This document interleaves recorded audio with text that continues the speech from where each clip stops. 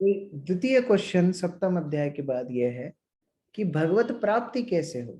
इसलिए 8वें अध्याय का नाम प्रभुपाद ने दिया है भगवत प्राप्ति, और यह शुरू होता है अर्जुन के प्रश्नों से। अर्जुन भगवान को 7 प्रश्न पूछते हैं। 7 प्रश्नों में जो कृष्ण ने जो जो शब्द पिछले अध्याय में यूज किए थे, प्रयोग किए थे, जिनका अर्थ अर्जुन को नहीं मालूम, वही शब्दों को ढाल बना करके अर्जुन प्रश्न पूछ रहे हैं। कोई एक भक्त क्या पिछले अध्याय के लास्ट 2 श्लोकों का अनुवाद पढ़ सकते हैं? 29 और 30 का अनुवाद। जो जरा तथा मृत्यु से मुक्ति पाने के लिए यत्नशील रहते हैं, वे बुद्धिमान व्यक्ति मेरी भक्ति की शरण ग्रहण करते हैं। वे वास्तव में ब्रह्म हैं, क्योंकि वे दिव्य कर्मों में के विषय में पूरी तरह से जानते हैं। श्लोक नंबर 30 में तो जो जस्ट एक सेकंड प्रभु जी, इस श्लोक में 3 शब्द आए हैं। एक है ब्रह्म, एक है आध्यात्म, और एक है कर्म। आप देखिए पहली लाइन, दूसरी लाइन में ते ब्रह्म तद विदुः, इस लाइन में ब्रह्म आ रहा है, अध्यात्म आ रहा है और कर्म आ रहा है। यह 3 अर्जुन के डाउट थे। अगला अनुवाद पढ़िए। जो मुझ परमेश्वर को मेरी पूर्ण चेतना में रहकर मुझे जगत का, देवताओं का तथा समस्त यज्ञ विधियों का नियामक जानते हैं, वे अपनी मृत्यु के समय भी मुझ भगवान को जान और समझ सकते हैं। इधर बाकी के 4 शब्द आ रहे हैं। सा आदिभूत, आदिभूत, आदिदेवम, सा आदि यज्ञम, और लास्ट में प्रयाण काले च माम ते विदु युक्त चेतसा। तो प्रयाण काले, यह 7 शब्द अर्जुन को जो भगवान से सुने, इन्हीं के विषय में अर्जुन 8वें अध्याय के पहले और दूसरे श्लोक में यही प्रश्न पूछ रहा है। अर्जुन ने कहा, हे भगवान, हे पुरुषोत्तम, ब्रह्म क्या है, आध्यात्म क्या है, आत्मा क्या है, सकाम कर्म क्या है, यह भौतिक जगत क्या है, देवता क्या है, कृपया करके ये मुझे बताइए। दूसरे श्लोक में बोल रहा है, यज्ञ का स्वामी कौन है, वह शरीर में कैसे रहता है, और मृत्यु के समय भक्ति में लगे रहने वाले व्यक्ति रहने वाले आपको कैसे जान पाते हैं। यह प्रश्न अर्जुन ने करे हैं, और अभी 9वें अध्याय से शुरू करके 10वें अध्याय तक अर्जुन कुछ नहीं बोलेंगे, केवल भगवान इसी के आंसर देने वाले हैं, यही 7 वस्तुओं को समझाने वाले हैं। तो 8.1 और 8.2 में यही 7 लोगों को अर्जुन पूछ रहे हैं। देखते हैं कृष्ण क्या उत्तर देते हैं। ब्रह्म के 2 अर्थ होते हैं, जैसा कि आप सभी जानते हैं। एक है ब्रह्म, ब्रह्मन यानी आत्मा, जीवात्मा। दूसरा ब्रह्मन का अर्थ होता है भगवान का निराकार स्वरूप, या परमात्मा को भी ब्रह्मन बोलते हैं, परब्रह्म। यहाँ पर भगवान क्योंकि आगे आदि यज्ञ के रूप में अपने आप को ईश्वर नियंता बताएंगे, तो यहाँ पर ब्रह्म का मतलब है आत्मा। संस्कृत में एक ही शब्द बहुत सारे अर्थों को बता सकती है। जैसे आत्मा कभी मन को भी बोलते हैं, आत्मा शरीर को भी बोलते हैं, आत्मा कभी इंद्रियों को भी बोलते हैं, और आत्मा सोल को, व्यक्ति जीवात्मा को भी आत्मा बोलते हैं। लेकिन यहाँ पर जो आत्मा बताया गया है वो क्या है, जीवात्मा को आत्मा बताया है। अब जीवात्मा के पास 2 ऑप्शन है, या तो वो अपने नित्य स्वभाव में कार्य करे, या फिर वो भौतिक स्वभाव में काम करे। जीवात्मा का नित्य स्वभाव क्या है, कौन बताएंगे? कृष्ण का दास प्रभु जी। हाँ, जीवेर स्वरूप होए कृष्ण कृष्ण दास। यह नित्य स्वभाव को आध्यात्म बोला जाता है। ठीक है। जी जब प्रभु। जीवात्मा अपने नित्य स्वभाव में कार्य करती है, कृष्ण के दास के रूप से काम करती है, वह उसके स्वभाव को अध्यात्म, वो क्रियाओं को अध्यात्म बोला जाता है। कोई बोले अध्यात्म क्या है, स्पिरिचुअलिटी क्या है? जब जीवात्मा अपने नित्य स्वभाव में कृष्ण की सेवा करती है, वह अध्यात्म है। उसके ठीक विपरीत क्या है? जब जीवात्मा शरीर के लिए कार्य करती है, उसी को क्या बोला जाता है? कर्म बोला जाता है। अंतर क्लियर? जीवात्मा दो तरह के कार्य हैं, एक कर्म, एक अध्यात्म। अध्यात्म कृष्ण की सेवा, शरीर और इंद्रियों के लिए की गई क्रियाएं कर्म कहलाती हैं। तो इस प्रकार से कर्म और अध्यात्म में अंतर है। एक को बोलते हैं हम कॉन्स्टिट्यूशनल ड्यूटी, एक को बोलते हैं कंडीशनल ड्यूटी। कॉन्स्टिट्यूशनल ड्यूटी मतलब व्यक्ति का स्वभाव, नित्य स्वभाव है आध्यात्म। जीवात्मा का नित्य स्वभाव है कृष्ण का सेवक। और कंडीशनल ड्यूटी मतलब अभी वह फंस गया है जो भौतिक संसार में, अब जो कुछ क्रिया कर रहा है उसको कर्म कहते हैं। यहां तक क्लियर? आगे आदि भूत और आदि देव। आदि भूत मतलब होती है प्रकृति। प्रकृति जो जीवात्मा कर्म में पड़ती हैं, अध्यात्म छोड़ के कर्म बंधन में जो जीवात्मा पड़ती हैं, उनको दो लोग परेशान करते हैं। कौन? आदि भूत और आदि देव। आदि भूत मतलब भौतिक प्रकृति। भौतिक प्रकृति कैसे परेशान करती है? 6 प्रकार के विकार हमेशा जीवात्मा को भुगतने पड़ते हैं। क्या होते हैं 6 प्रकार के विकार? चेंजेस। 6 प्रकार के चेंजेस जो जीवात्मा को भौतिक संसार में हमेशा भुगतने पड़ते हैं। वो जन्म लेता है, कुछ समय बढ़ता है, कुछ उत्पत्ति करता है, और फिर उससे वो क्षर होता है और अंत में मृत्यु को प्राप्त होता हाँ, तो यह birth, growth, sustenance, reproduction, dwindling and death, ये 6 प्रकार के चेंजेस आदि भूत प्रकृति के द्वारा जीवात्मा को भौतिक संसार में परेशान करते हैं। और आदि देव क्या है? आदि देव मतलब है देवता। देवता भगवान के प्रतिनिधि रूप से अलग अलग वस्तुओं को इस भौतिक संसार में नियंत्रण करते हैं, जैसे वर्षा, जैसे ग्रीष्म, जैसे पृथ्वी, जल, वायु। यह सब भी जीवात्मा के भौतिक संसार में रहने के लिए आवश्यक हैं और इनको नियंत्रण करते हैं आदि देव। इन सबको समग्र रूप से देखें तो भगवान का विराट रूप ही तो है। भगवान का विराट रूप मतलब क्या है? भगवान के विराट पुरुष के नाभि समुद्र है, विराट पुरुष की नसें नदियां हैं, विराट पुरुष की शरीर के ऊपर बाल पेड़ पौधे वृक्ष हैं, विराट पुरुष की आंखें चंद्र और सूर्य हैं। इस प्रकार विराट पुरुष को हम अभी 11वें अध्याय में पढ़ेंगे, विराट रूप भगवान का। तो वो विराट रूप सारे देवी देवताओं का समग्र रूप भगवान का ही विराट रूप है, जिसको बोला जाता है आदि देव। और क्या बचा लास्ट? आदि यज्ञ। आदि यज्ञ मतलब यज्ञों का भोक्ता कौन है? तो यह भी हम पढ़ चुके हैं, भोक्ताराम यज्ञ तपसाम सर्वलोक महेश्वरम। सभी यज्ञों का स्वामी कौन है? 5वें अध्याय में आप लोगों ने सीखा है, कृष्ण है। तो इसका भी आंसर है परमात्मा। इन 6 वस्तुओं में कोई भी डाउट यहां तक? किसी को कोई भी प्रश्न है इसके ऊपर? ठीक है, तो आगे बढ़ते हैं। कोई एक भक्त पढ़िए।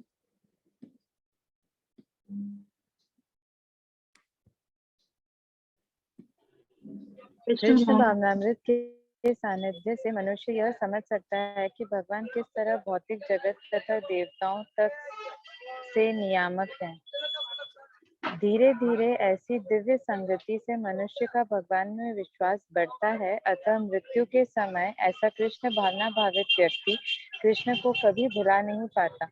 अतः वह सहज ही भगवत धाम गोलोक वृंदावन को प्राप्त होता है। अब लास्ट क्वेश्चन अर्जुन का 7वां प्रश्न जो था, कि प्रयाण काले, मृत्यु के समय कैसे भगवान को हम याद कर पाएंगे। तो प्रभुपाद बता रहे हैं कि दिव्य संगति, भक्तों की दिव्य संगति से धीरे धीरे हम कृष्ण भावना भावित होते हैं और इस प्रकार हमारा अभ्यास हो जाता है कि हम कृष्ण को कभी भूले ना। ऐसा व्यक्ति भगवान को मृत्यु के समय याद करता है और भगवान के धाम चला जाता है। क्या नियम है, कौन व्यक्ति ऊपर के लोकों में जाते हैं, कौन लोग इसी लोक में रहते हैं और कौन लोग नीचे के लोकों में जाते हैं, क्या कैलकुलेशन है, क्या नियम है, कौन बताएगा। इस तरह गीता में कुछ नियम बताया है ना कि कौन ऊपर के लोकों में जाता है, कौन नीचे के लोकों में जाता है, कौन मध्य लोकों में ही रुक जाता है। ऊर्ध्वं गच्छन्ति सत्त्व। हाँ कृष्ण भावना भावित व्यक्ति ऊपर जाता है। कौन ऊपर जाता है, कृष्ण भावना भावित। हाँ वो तो है ही। सतोगुण में जो व्यक्ति है, ऊर्ध्वं गच्छन्ति सत्वस्था, जो सतोगुण में है वो उच्च लोकों में जाता है। मध्य तिष्ठन्ति राजसा, जो रजोगुण में है वह मध्य लोकों में ही रह जाते हैं। और अधो गच्छन्ति तामसा, जो तमोगुण में है वह नीचे के लोकों में चले जाते हैं। लेकिन जो कृष्ण का चिंतन करता है वह इन तीनों को पार करता हुआ भगवत धाम जाता है। इसलिए प्रयाण काले च कथम, भगवान को अर्जुन पूछ रहे हैं कि प्रयाण काले, अंत समय में कैसे कोई व्यक्ति आपको याद करे और वो कैसे आप तक पहुंचे। तो इसी के विषय में अब भगवान आगे विस्तार से बताएंगे प्रयाण काले के ऊपर। पहले 6 प्रश्न तो भगवान ने फटाफट आंसर दे दिए। अब प्रयाण काले ये सीरियस टॉपिक है, क्योंकि सबके जीवन का सबसे मुख्य जो क्षण होता है वो अंतिम क्षण मृत्यु का क्षण होता है। तो भगवान इसी के विषय में, क्योंकि ये भगवत प्राप्ति के ऊपर अध्याय है, तो भगवान को कैसे प्राप्त किया जाए अंत समय में, उसके विषय में भगवान विस्तार से बताएंगे। और प्रभुपाद बहुत सुंदर एक प्रार्थना महाराज कुलशेखर की यहाँ पर बताते हैं तात्पर्य में। कृष्णा त्वदीय पद पंकज पंजरांतम अद्यैवमेव विशतु मानस राजहंसम प्राण प्रयाण समये कफवात पित्तै कंठावरोदन विधौ स्मरणम कुतस्ते। महाराज कुलशेखर भगवान कृष्ण को प्रार्थना करते हैं कि हे भगवान, मेरा जो मानस राज हंस, जो मेरा मन है वो हंस के समान है और आपके चरण कमल के समान है। जिस प्रकार हंस कमल के डालियों में अपने आप को बहुत आरामदायक स्थिति में प्राप्त रहता है, वैसे ही मुझे मेरे मन को आपके चरणों में लगाने का अवसर दीजिए। क्यों ऐसा? क्योंकि प्राण प्रयाण समय, प्राण जब छूटेंगे तो उस समय कफवात पित्त ही, कफवात और पित्त से मेरे कंठ अवरुद्ध रहेगा, मेरी इंद्रियां क्षीणहीन हो जाएंगी। कंठावरोधन विधौ स्मरणम कुतस्ते, मैं ऐसी स्थिति में आपको कैसे याद रख पाऊंगा। तो इसलिए अभी से मेरे इंद्रियों को, मेरे मन को आपकी चेतना में लगाने के लिए अवसर दीजिए। तो इस प्रकार एक भक्त का भाव है और अर्जुन भी उसी भावना से भगवान को पूछ रहे हैं कि हमारा क्या होगा, हम कैसे आपको पास पहुंच पाएंगे। तो भगवान ये सुंदर श्लोक बताते हैं जो कि बहुत गीता का बहुत प्रचलित श्लोक है। अंत काले च मामेव स्मरण मुक्त्वा कलेवरम यह प्रयाति सा मद भावम याति नास्ति अत्र संशय। कैसे लोग भगवान तक पहुंच सकते हैं, भगवान इसका सरल उपाय बता रहे हैं। कोई एक जनता इसका अनुवाद पढ़िए। और जीवन के अंत में जो केवल मेरा स्मरण करते हुए शरीर का त्याग करता है वो तुरंत मेरे स्वभाव को प्राप्त करता है, इसमें रंच मात्र भी संदेह नहीं है। जो अंत समय में मेरा याद कर ले, मुझे स्मरण कर ले, वह तुरंत मेरे स्वभाव को प्राप्त कर लेता है, मतलब मेरे धाम को आ जाता है। इसमें थोड़ा सा भी संशय नहीं है। तो ये तो बहुत अच्छी बात हुई। कोई एकदम अपने सिर पर बंदूक रखे, भगवान का नाम ले और गोली चला ले तो भगवत धाम चला जाएगा।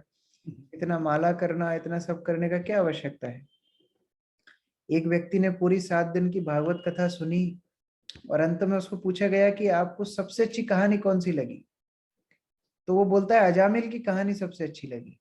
क्यों अजामिल कहानी क्यों सबसे अच्छी लगी? कि देखो प्रभु जी, अजामिल पूरी लाइफ मजा भी किया और भगवत धाम भी चला गया। तो ऐसा जीवन होना चाहिए, पूरा लाइफ मजा भी करो और अंत समय भगवान को याद कर लो, तो भगवत धाम चले जाएंगे। तो क्यों जरूरी है जीवन भर स्मरण का अभ्यास करना, क्यों महत्वपूर्ण है? क्यों हम जीवन भर भगवान को याद करें, क्यों भक्ति जीवन भर करें? अंत समय में ही याद कर लेंगे तो क्या समस्या है उसमें? कौन बताना चाहेंगे?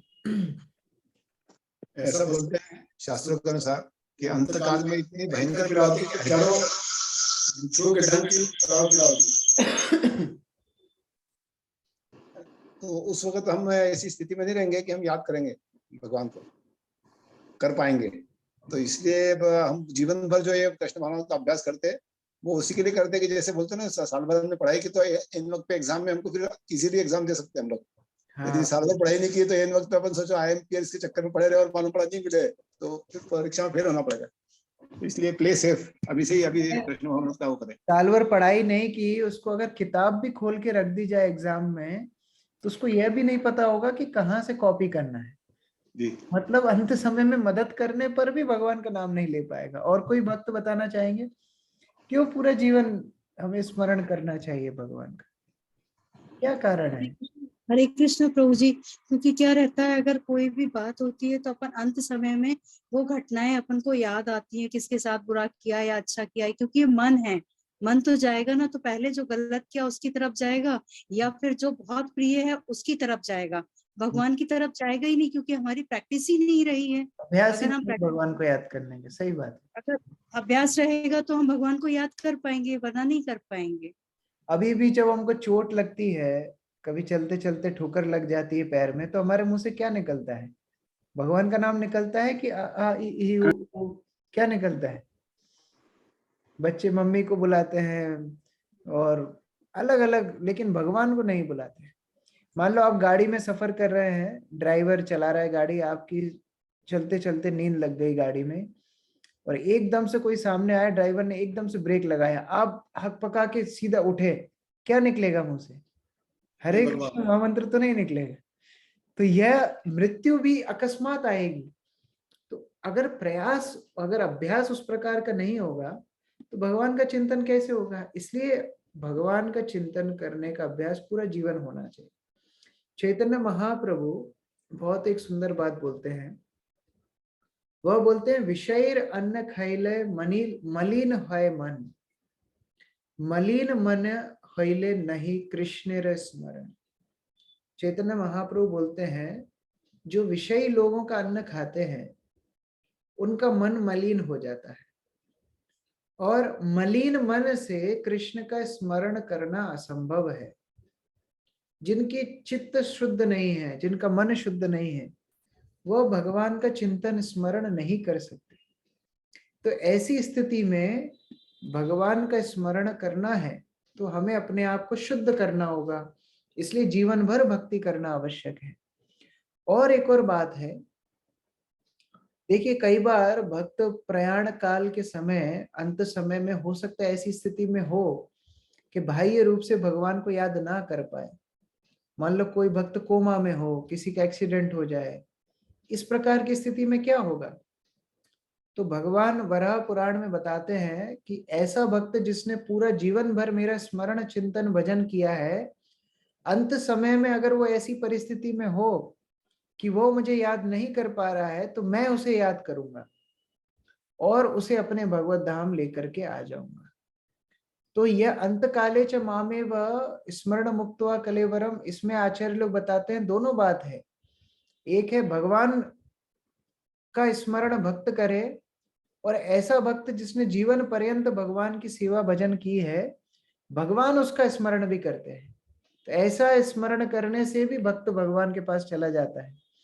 इसीलिए हम लोगों को जीवन भर प्रयास करना है भगवान का चिंतन करने के लिए, भगवान का नाम लेने के लिए, भगवान की स्मृति हमेशा हमारे जीवन में रहे, इसके लिए हमें प्रयास करना चाहिए।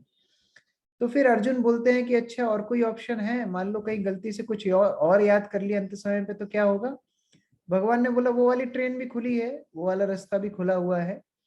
यम यम वापी स्मरण भावम त्यजन्ते अंत कलेवरम, तमन्ता एवेति कौन्तेय सदा तद भाव भाविता। भगवान क्या बोल रहे हैं, पढ़िए अनुवाद। शरीर त्याग शरीर करते त्याग समय करते समय मनुष्य जिन जिन भाव का स्मरण करता है वह उस भाव को निश्चित रूप से प्राप्त करता है। हाँ, जिस ट्रेन में बैठना चाहेंगे वह सारी ट्रेन के ऑप्शंस खुले हुए हैं। ऐसा नहीं है भगवान किसी को फोर्स कर रहे हैं। जिस जिस स्थिति में व्यक्ति अपनी भावना रखेगा मरते समय, वो वही शरीर को प्राप्त करेगा। भरत महाराज का उदाहरण हम सबके सामने है। भरत महाराज चक्रवर्ती सम्राट थे और सब कुछ अपना दार गार गृह आदिशु सब कुछ, अपनी पत्नी, अपने बच्चे, अपना राज्य, सब कुछ जिसने छोड़ा। और कैसे छोड़ा? जैसे व्यक्ति सुबह नित्य क्रिया में मल छोड़ करके आता है, पलट के नहीं देखता है, उस प्रकार से सब कुछ छोड़ दिया। ऐसे वैरागी भरत महाराज बाद में हिरण के प्रति आसक्त हो गए और अंतकाल के समय हिरण का चिंतन होने के कारण अगले जन्म में हिरण बन गए। तो देखिए, कैमरा की जैसे रील होती है, मृत्यु के समय पूरी फुटेज हमारी आंखों के सामने आएगी, हमने क्या क्या किया। और जहां पर हमारा अंतकाल थॉट, अंतकाल का भाव फिक्स हो जाएगा, वो हमारी नेक्स्ट लाइफ बन जाएगी। तो इसलिए भक्त लोग प्रयास करते हैं कि और कोई भावनाएं हमारे मन में रहे ना, हम ज्यादा से ज्यादा कृष्ण को हमारी चेतना में भरें, जिससे अंत समय में हमें कृष्ण का ही चिंतन आए। पढ़िए श्रील प्रभुपाद क्या बता रहे हैं। मनुष्य के जीवन भर के विचार संचित होकर मृत्यु के समय उसके विचारों को प्रभावित करते हैं, अतः इस जीवन उसका अगला जीवन बनता है। अगर कोई इस जीवन में सत्वगुणी होता है और निरंतर कृष्ण का चिंतन करता है तो संभावना यही है कि मृत्यु के समय सहायता मिलेगी। प्रभुपाद जी बता रहे हैं कि अगर पूरे जीवन भर हम लोग प्रयास करेंगे तो उस प्रकार से हमारे अंत समय में हमको सहायता मिलेगी। पढ़िए।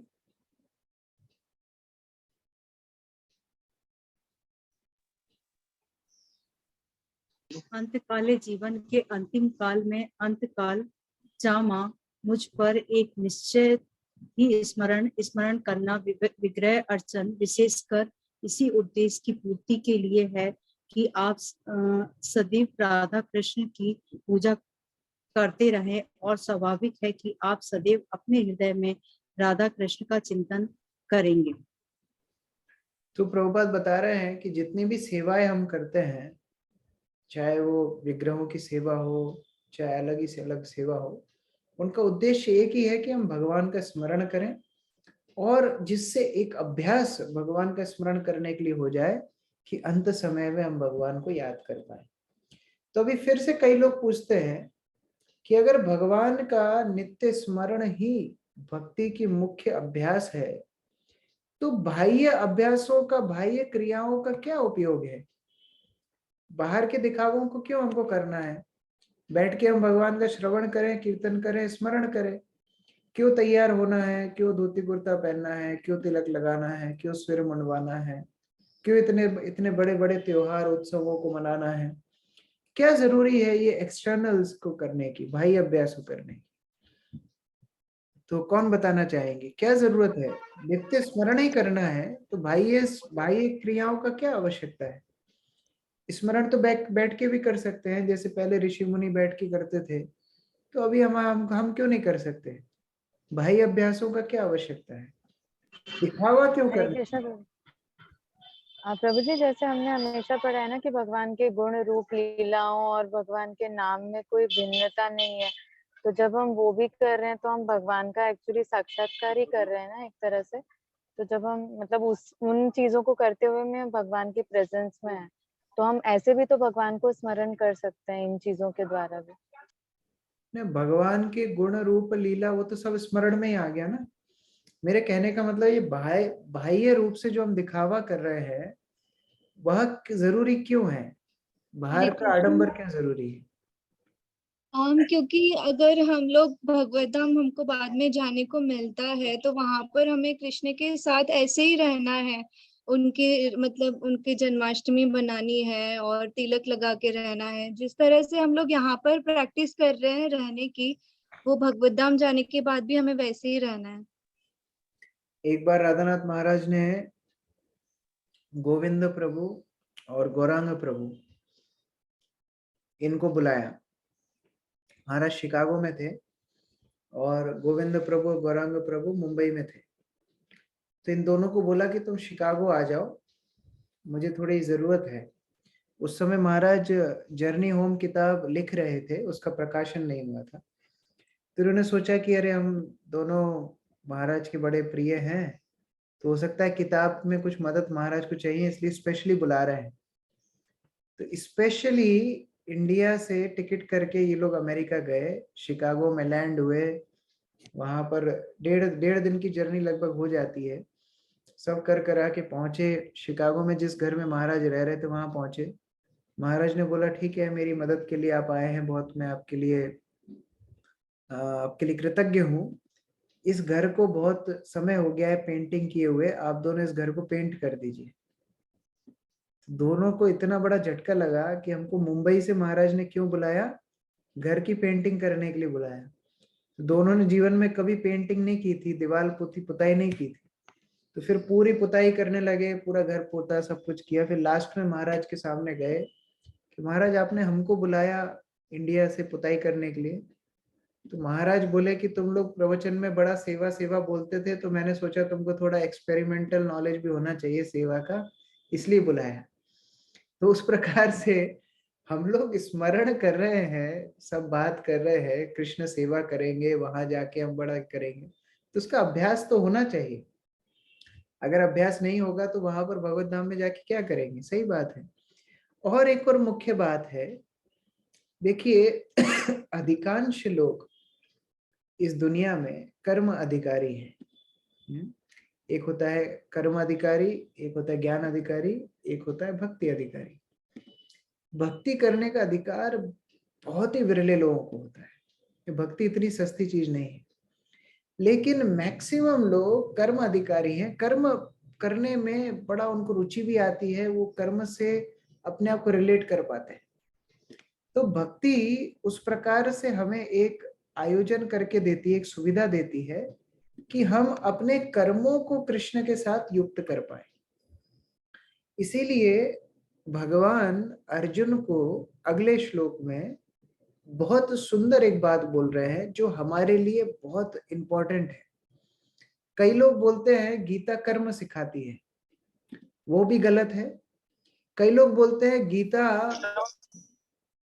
आपको वैराग्य दिला देगी, आप सब कुछ छोड़ के साधु बाबा बन जाओगे, ये भी गलत है। गीता क्या सिखाती है, अगला श्लोक आप किसी को भी सिखा सकते हैं कि गीता का मुख्य उद्देश्य है यह। क्या भगवान बोल रहे हैं, तस्मात् सर्वेषु कालेषु माम अनुस्मर युद्ध च। बहुत इंपॉर्टेंट है। मयि अर्पित मनोबुद्धिर माम एवश्यसि असंशय। पढ़िए, इसका अनुवाद पढ़िए। हे अर्जुन, तुम्हें सदैव कृष्ण रूप में मेरा चिंतन करना चाहिए और साथ ही युद्ध करने के कर्तव्य को पूरा करना चाहिए। अपने कर्मों को मुझे समर्पित करके तथा अपने मन एवं बुद्धि को मुझ में स्थिर करके तुम निश्चित रूप से मुझे प्राप्त कर सकोगे। भगवान बता रहे हैं अर्जुन, माम अनुस्मर युद्ध च, मुझे स्मरण में रखो और युद्ध भी करो, अपने कर्म भी करो और मेरी भक्ति भी करो। चेतना में कृष्ण होना चाहिए और कर्मों में अपने धर्म होना चाहिए। अगर इस प्रकार से हम जीवन यापन कर रहे हैं, यह गीता का मुख्य उद्देश्य है, भक्ति योग का सार निचोड़ है। माम अनुस्मर युद्ध च। जब श्रील प्रभुपाद वृंदावन में कृष्ण बलराम मंदिर बना रहे थे, 1970-1972 के बीच की बात है, तो उस समय पर एक महाराज थे, सुरभि महाराज। उनको प्रभुपाद ने जिम्मेदारी दी थी वृंदावन मंदिर बनाने की। और उस समय पे वृंदावन मंदिर की जो जमीन है वो बहुत रिमोट लोकेशन पे थी, वहां पर ज्यादा कुछ कंस्ट्रक्शन नहीं था। अभी तो प्राइम लोकेशन हो गई, पैर भी रखने की जगह नहीं है, लेकिन उस समय पे वो सब खाली एरिया था। और वहां पर चोर डाकू सब लोग आते थे, बड़ा परेशानी होती थी। तो उस समय पर प्रभुपाद ने उनको बोला था कि जब भी सीमेंट के कट्टे आते हैं, रेती आती है, सरिये आते हैं, तो तुम्हें वहां खड़े रहना है, गिनती करके नीचे उतरवाना है, उनको सेफली लॉक करके रखना है जिससे कोई चोरी ना हो।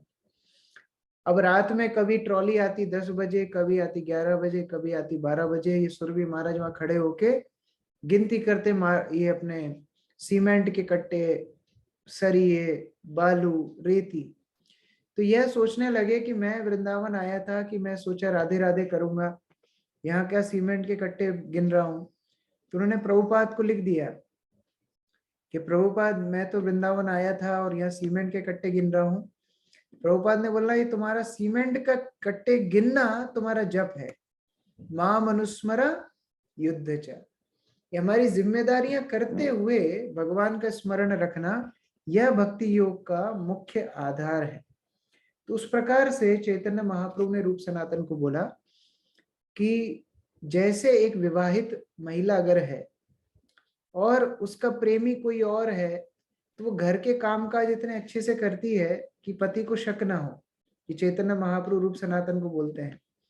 कहने का अर्थ क्या था, रूप सनातन काजी के साथ काम कर रहे थे, तो महाप्रभु बोल रहे थे कि काजी का काम इतने अच्छे से करो कि उसको शक ना हो और तुम्हारे भजन में वो बाधा ना डाले, तुम प्रेम से अपना भजन करो। तो उसी प्रकार भक्त अपनी जिम्मेदारियों को ठीक से निभाते हैं जिससे वो अपने भजन को शांति से पूर्वक कर सके, और इसीलिए ये मां मनुस्मर युद्ध च की शिक्षा बहुत आवश्यक है। प्रभुपाद जी का कोटेशन एक जन कोई पढ़िए।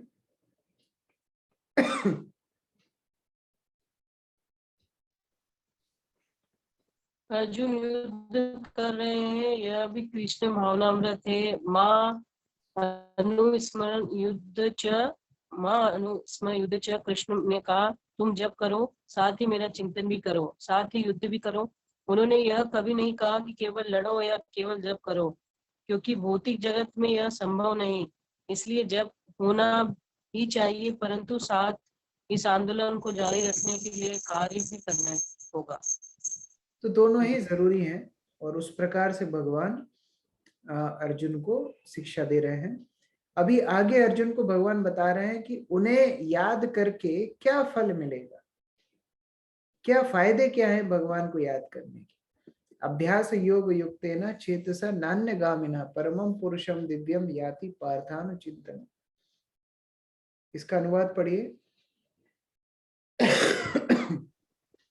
जो व्यक्ति मेरा स्मरण करने में अपना मन निरंतर लगाए रखकर अविचलित भाव से भगवान के रूप में मेरा ध्यान करता है, वह मुझको अवश्य प्राप्त होता है। तो भगवान को याद करने का, स्मरण करने का एक कंडीशन भगवान ने बताई है, निरंतर।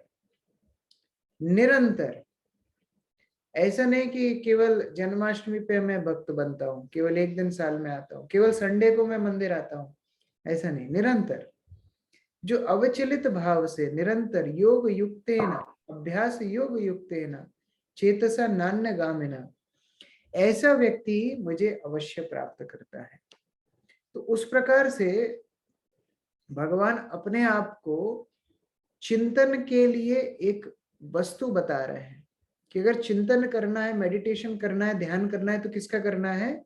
भगवान का चिंतन करना है। लोगों को जो कंफ्यूजन होता है कि क्या बल्ब को देखना है, कि ध्यान करते समय सांस के ऊपर ध्यान रखना है, कि ध्यान, भक्तों को तो नहीं होता, बाहर के लोग ध्यान के लिए बड़े परेशान होते हैं कि ध्यान में करना क्या होता है। ध्यान लगाना अच्छी बात है, लेकिन ध्यान में करना क्या है? भगवान श्री कृष्ण के ऊपर ध्यान लगाना है। श्रील प्रभुपाद का कोटेशन पढ़िए।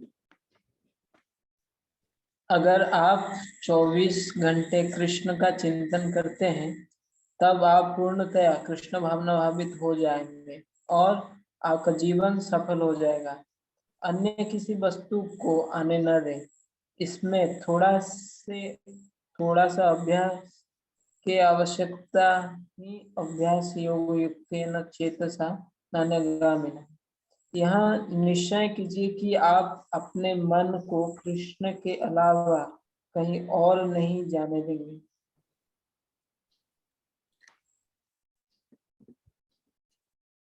आगे पढ़िए प्राणेश्वर। मन चंचल है, अतः यहाँ आवश्यक है कि मन को बलपूर्वक कृष्ण चिंतन में लगाया जाए। प्राय उस एक प्रकार की कीट को दृष्टांत दिया जाता है जो तितली बनना चाहता है और वह इसी जीवन में तितली बन जाता है। इसी प्रकार यदि हम निरंतर कृष्ण का चिंतन करते रहें तो यह निश्चित है कि हम जीवन के अंत में कृष्ण जैसा शरीर प्राप्त कर सकेंगे। यहाँ पर एग्जाम्पल दिया है, एक इल्ली, कई बार एक कीट, ये भागवत में एग्जाम्पल दिया गया है कि तितली के ऊपर चिंतन करती रहती है और बाद में तितली ही बन जाती है। उसी प्रकार यदि हम कृष्ण का चिंतन करते रहेंगे तो कृष्णमय बन जाएंगे और कृष्ण के पास ही पहुंच जाएंगे। उस प्रकार से भक्त का भाव होता है। तो अभी जो हमने चर्चा की, 1 से 4 कृष्ण ने अर्जुन के प्रश्नों का उत्तर दिया। 6 प्रकार की वस्तुएं। ब्रह्म क्या होता है? ब्रह्म आत्मा होती है। आत्मा 2 तरह के कर्म करती है। क्या क्या कर्म करती है? एक तो कर्म जो भौतिक कर्म है, और दूसरा आध्यात्म। आध्यात्म यानी उनका आत्मा का स्वाभाविक जो क्रिया है, कृष्ण की सेवा। 2 प्रकार की चीजें आत्मा को भौतिक संसार में प्रताड़ित करती हैं। एक है आदि भूत और एक है आदि दैव। आदि भूत मतलब प्रकृति, आदि दैव मतलब देवता, अलग अलग जो सृष्टि के कार्य संभालते हैं। और उसके बाद आदि यज्ञ। आदि यज्ञ मतलब यज्ञों के स्वामी भगवान श्री कृष्ण। ये 6 वस्तुएं भगवान बताते हैं। उसके बाद 5 से 9 में भगवान मृत्यु काल में कृष्ण का कैसे स्मरण हो उसके विषय में बताते हैं। अब आगे भगवान अष्टांग योग के माध्यम से कैसे भगवान को याद किया जाता है वह चीज बताएंगे। योग मिश्र भक्ति के बारे में भगवान बताएंगे और फिर शुद्ध भक्ति के साथ उसको तुलना करेंगे कि शुद्ध भक्ति कैसे अष्टांग योग से भी श्रेष्ठ है। फिर भगवान बताएंगे कि अच्छा, अष्टांग योग करोगे तो कहाँ जाओगे और शुद्ध भक्ति करोगे तो कहाँ जाओगे। इसलिए भौतिक और आध्यात्मिक जगत की तुलना करेंगे और फिर कैसे भगवत प्राप्ति करनी है वह अंततः बताएंगे। तो ये 8वें अध्याय का ग्राफ है, चार्ट है कि कैसे भगवान सिस्टमैटिकली बता रहे हैं कि उन तक कैसे पहुंचना है। पहला तो बताया कि मेरा स्मरण करना है। अब स्मरण कैसे करना है? कोई बोलेगा मैं तो अष्टांग योग के माध्यम से करूंगा, तो भगवान बताएंगे अष्टांग योग कैसे करना है। फिर शुद्ध भक्ति के बारे में बताएंगे और फिर दोनों के गंतव्य बताएंगे कि भौतिक जगत और आध्यात्मिक जगत में अंतर क्या है, और फिर अंततः कैसे शुद्ध भक्त भगवान तक पहुंचते हैं इस विषय में बताएंगे। प्राणेश्वर प्रभु।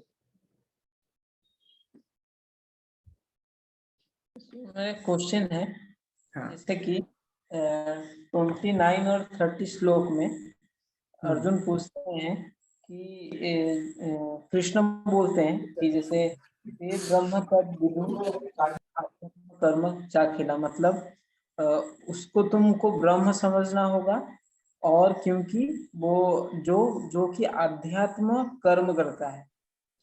तो मतलब यहाँ पे वो बोल रहे हैं कि ब्रह्म समझना होगा, आध्यात्म कर्म करना होगा, लेकिन इसको मतलब डिफाइन नहीं किए हैं कि एक्चुअली ये है क्या। सिर्फ हाँ। बोल दिए हैं वो ब्रह्म को जान लो और वो आध्यात्म कर्म करता है। तो राइट। 30 में जैसे बोल रहे हैं कि साधिभूत दैवम, कि मुझे साधिभूत मतलब जो जीवात्मा है उनका स्वामी जानना होगा, और जो डेमिगॉड्स है देवताओं के स्वामी जानना होगा, और साधी यज्ञ, यही पे मेरा क्वेश्चन है, और सारे यज्ञों के भी मुझे तुमको स्वामी जानना होगा। राइट। उसके बाद प्रणय काले और युक्त चेतसा, इस दोनों के बारे में बताए। तो अभी तो अर्जुन क्वेश्चन पूछ रहे हैं इधर कि पहले तो वो क्वेश्चन पूछे ब्रह्म क्या है, किम ब्रह्म, उसके बाद अध्यात्म क्या है, उसके बाद कर्म क्या है, उसके बाद पूछ रहे हैं, भगवान बोले हैं कि मैं देवताओं का स्वामी हूँ। तो अर्जुन क्वेश्चन पूछ रहे हैं कि देवता लोग कौन है, डेमिगॉड्स कौन है। हाँ। और मानो हमने बोला प्राणेश्वर प्रभु स्काई इंचार्ज हैं, प्राणेश्वर प्रभु फेस्टिवल इंचार्ज हैं, प्राणेश्वर प्रभु अल्टर डिपार्टमेंट इंचार्ज है। ठीक है, तो फिर सेकंड क्वेश्चन है स्काई क्या है, फेस्टिवल डिपार्टमेंट क्या है, अल्टर डिपार्टमेंट क्या है, ये तो पता होना चाहिए ना। तो भगवान ने बोल दिया कि मैं आदि भूत का स्वामी हूँ, आदि देव का स्वामी हूँ, आदि यज्ञ का स्वामी हूँ। तभी क्वेश्चन ये है आदि भूत क्या है, आदि आत्मा क्या है, आदि देव क्या है, आदि यज्ञ क्या है। तो इस तरह अर्जुन ने पूछा है। हाँ, मेरा क्वेश्चन अभी यही था कि ये तो फॉर्मेट समझ में आता है कि ये क्या क्या है, लेकिन हाँ। यहीं पे मतलब एक ट्विस्ट है जो कि अर्जुन पूछ रहे हैं आधि 2 नंबर श्लोक में आधि यज्ञ कथम को अत्र, जिसके ट्रांसलेशन में प्रभुपाद लिखते हैं हाँ। कि who the Lord of sacrifice, जबकि 30 नंबर श्लोक में भगवान बता चुके हैं कि मैं इसके स्वामी हूँ। और 4th नंबर श्लोक में फिर से भगवान बता रहे हैं कि याधि यज्ञम अहम एवात्र, कि याधि यज्ञों की सामने फिर से मैं हूँ। हाँ, एक वो अर्जुन उसके डबल बाद क्लैरिफिकेशन पूछ रहे हैं, डबल क्लैरिफिकेशन है। ऑल्दो भगवान ने बता दिया मैं ही हूँ, आदि यज्ञ मैं ही हूँ, फिर से इसलिए पूछ रहा है कि डबल क्लैरिफिकेशन आगे भगवान और विस्तार से बताएं जिससे। तो भगवान अभी और विस्तार से आगे बताएंगे कैसे मैं आदि यज्ञ हूँ, कैसे मुझ तक आपको पहुंचना है। इसलिए दोबारा से अर्जुन पूछ रहा है कि संतुष्ट नहीं हुआ, एक श्लोक में संतुष्ट नहीं हुआ, डिटेल में बताओ। इसलिए पूरा 8वां चैप्टर शुरू हो गया इस तरह। और एक क्वेश्चन था, जैसे कि 8 नंबर श्लोक में प्रभुपाद ट्रांसलेशन दे रहे हैं he who meditates on me, जो मेरे ऊपर ध्यान लगाता है। लेकिन अगर हम वर्ड टू वर्ड मीनिंग और श्लोक देखते हैं तो इस श्लोक में और वर्ड टू वर्ड मीनिंग में कहीं पे भी भगवान माम या मद ऐसा कुछ करके मतलब नहीं बोल, डायरेक्ट नहीं बोले हैं कि मेरे ऊपर लगाना है, वो ऐसे बोले हैं कि परम पुरुषम। लेकिन प्रभुपाद उसको ट्रांसलेट करते हैं भगवान के ऊपर लगाना है। जबकि उसके नेक्स्ट श्लोक में जो 9th नंबर श्लोक है उसमें कभी मतलब उसमें भी भगवान नहीं बोले हैं कि माम या मतलब मैं ही कवि हूँ, मैं ही पुराण पुरुष हूँ। लेकिन उस मतलब श्लोक में प्रभुपाद ट्रांसलेशन देते हैं कि जो सुप्रीम पर्सन है उसको तुमको जानना चाहिए कवि करके। तो पहले श्लोक में भगवान नहीं बोले हैं, दूसरे श्लोक में भगवान नहीं बोले हैं, लेकिन प्रभुपाद पहले श्लोक में बोलते हैं कि भगवान बोलते हैं मेरे ऊपर ध्यान लगाना है, लेकिन सेकंड में बोलते हैं कि भगवान बोले इसमें कई बार क्या होता है, वो शब्दों को उस प्रकार से अनुवाद करना पड़ता है जिससे पूरे वाक्य की संरचना हो सके, है ना। जैसे भगवान तो पहले ही बोल दिए हैं कि हम ही आदि देवानाम, सारे बार तो इतना बार 7वें अध्याय में भी बोल दिया है मैं ही परम पुरुष हूँ, मैं ही परम सत्य हूँ। तो ये तो क्लियर है कि कृष्ण की बात हो रही है यहाँ पर। लेकिन कई बार ट्रांसलेशन ऐसा करना पड़ता है कि पूरा अनुवाद जो सेंटेंस का फॉर्मेशन हो सके। इसलिए कई बार परम पुरुष को भगवान के रूप से प्रभुपाद जी ट्रांसलेट कर रहे हैं, और कई बार इस तरह बोल रहे हैं कि परम पुरुष को जानना चाहिए। तो डायरेक्ट फर्स्ट पर्सन और थर्ड पर्सन दोनों का यूज प्रभुपाद बार बार करेंगे, क्योंकि वो ट्रांसलेशन ग्रामर के हिसाब से फिट होना चाहिए, नहीं तो वो मतलब नहीं निकलेगा। अलग अलग शब्द विच्छेद में रहेंगे तो उसका मतलब नहीं निकलेगा। इसलिए हर शब्द को अलग अलग कॉन्टेक्स्ट के हिसाब से यूज करना पड़ता है। तो इसका भी वो है कि जैसे ही कभी कभी कृष्ण बोलते कि सह उसको तुमको ध्यान लगाना है, तो उसका भी मतलब यही है कि देखो इसमें विश्वनाथ चक्रवर्ती ठाकुर ये बताए हैं एक जगह, जहां कृष्ण इस प्रकार बोलते हैं ना, उसको ध्यान लगाना है, परमात्मा में ध्यान लगाना है।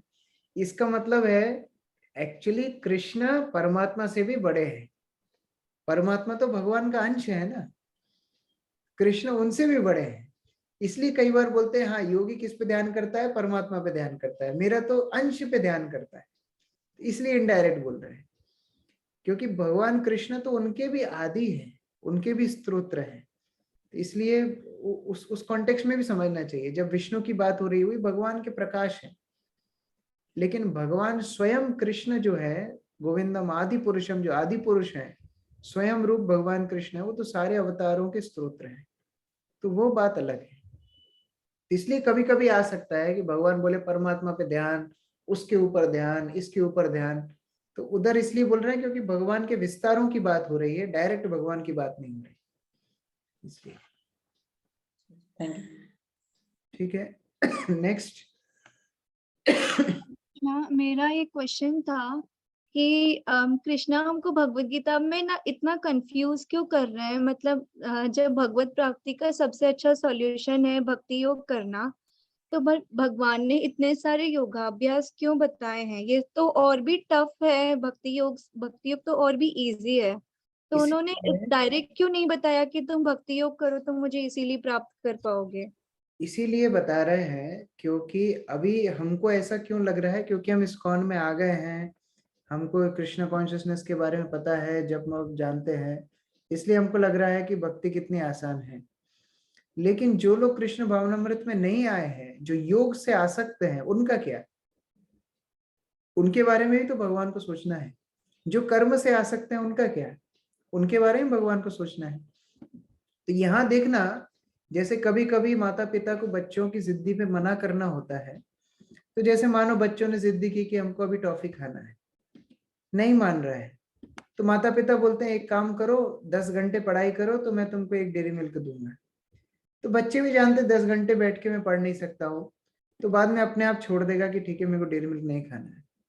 उसी तरीके से यहाँ पर भगवान, ठीक है योग करने की इच्छा है, इस प्रकार से योग का अभ्यास करो, आगे भी हम देखेंगे कितना टफ है, इस तरह से अभ्यास करो और इसके सब करने के बाद ब्रह्म ज्योति में आ जाओगे। तो लोग सोचेंगे इतनी मगजमारी करके ब्रह्म ज्योति जाएंगे और यहाँ ताली बजा के हरे कृष्णा करेंगे और भगवत धाम जाएंगे, तो क्या अच्छा है? तो अपने आप ही फिर अष्टांग योग को छोड़ देंगे। तो इसलिए भगवान बोल रहे हैं जिससे कोई भी व्यक्ति छूटे ना, जिसकी जो जो आसक्तियां हैं सभी भगवान तक आ सके, इसलिए सारे रास्ते बता रहे हैं। नहीं तो भगवत गीता एक पेज की होती, भगवान अर्जुन को बोलते हैं अर्जुन मैं जो बोल रहा हूँ वो करते जाओ, खत्म बात। लेकिन भगवान पूरी जीवात्माओं के लिए भगवत गीता बोल रहे हैं, तो उस तरह। ठीक है। नटवर कृष्ण प्रभु जी। जैसे कि आपने अभी इसके पहले अपनी चर्चा हो रही थी, तो जैसे बता रहे थे अपन की पूरे जीवन भर हमको अभ्यास करेंगे तब जाके हम अंत समय में भगवान को याद करेंगे। हम जैसे लोग जो लेट कृष्ण भावनात्म में आए हैं, तो हमको लगा आधे से अधिक जीवन तो हम दूसरे में लगे रहते हैं, आहार निद्रा में लगे रहते हैं। अभी जाके हम थोड़ा बहुत जगह है, तो हमारे लिए तो जीवन बहुत कम बचा है, तो हमारे लिए क्या संभावना फिर? एक्चुअली आत्मा की जो यात्रा है भगवान तक वापस पहुंचने की, वह तो एक जन्म की नहीं है। कौन किस स्तर पे है वो हम एक जन्म के प्रयास से नहीं समझ सकते हैं। जैसे श्रील प्रभुपाद भक्ति सिद्धांत सरस्वती से जब मिले थे, उनकी क्या उम्र थी, लेकिन कई सन्यासी जैसे गौर गोविंद महाराज आई इतने बड़ी आयु में, तो क्या उसका मतलब ये था कि उनका जीवन पहले का व्यर्थ था? नहीं था। कौन किस स्थिति में है, कितने जन्मों की कितनी भक्ति कंप्लीट करके आया है, वो हम बता ही नहीं सकते। लेकिन एक आशा है, यदि जितना भी समय हमें भगवान ने दिया है, अगर हम इसको अपना समर्पण कर सके गुरु कृष्ण के ऊपर, तो बचा कुचा वो पूरा कर देंगे।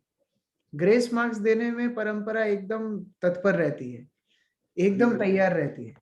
अगर व्यक्ति समर्पित है तो उसके सारे अनर्थों को साफ करके तुरंत भगवत धाम ले जाने का आयोजन गुरु कृष्ण करते हैं।